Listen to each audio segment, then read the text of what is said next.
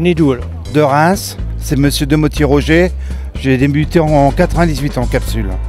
À peu près une cinquantaine de mille. J'ai la Paul Roger chez moi à la 21.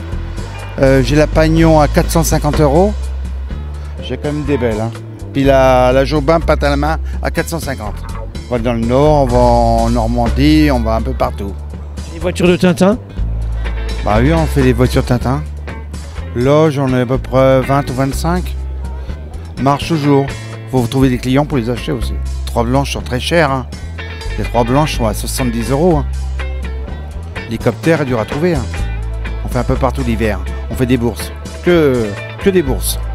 Et l'été, des brocantes. Vous aimez le champagne quoi? Oui.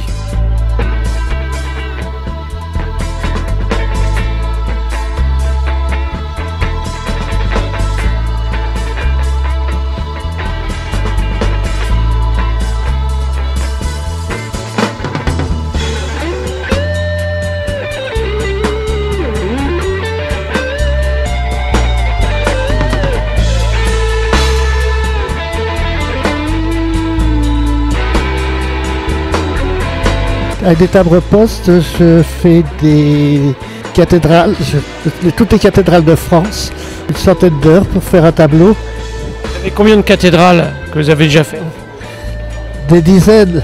Des dizaines. Ça fait 20 ans que je l'ai fait, je suis tout seul à la France à en faire, alors j'ai pas de concurrence. Celle de Nancy, Saint-Èpre? Oui, je l'ai fait, j'ai vendu. Vous n'en faites pas un deuxième exemplaire? Ah non, jamais.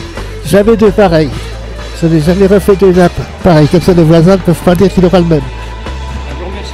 Voilà, n'ayez pas peur, je suis tout seul et je suis content de montrer qu'on peut faire de belles choses avec des tables qui seraient parties à la poubelle.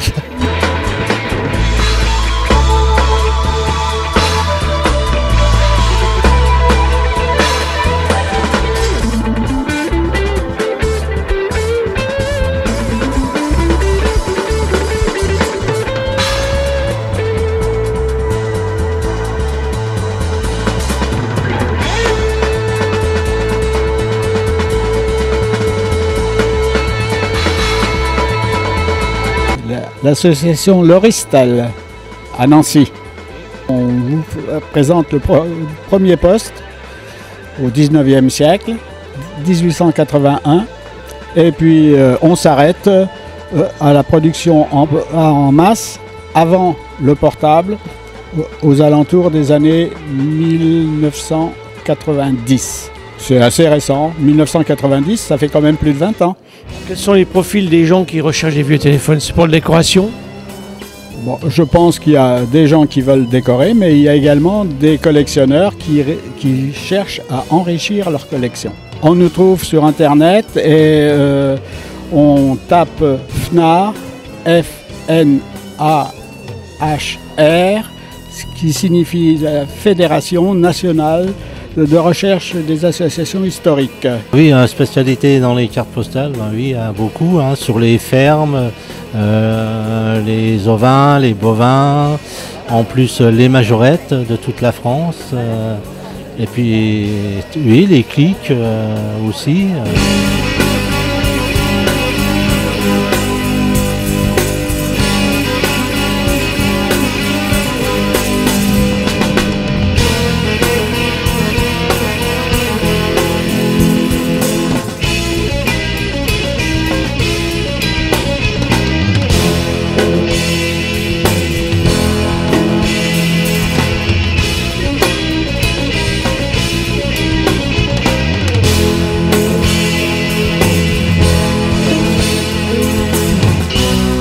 On a un peu plus de 200 entrées au niveau des visiteurs.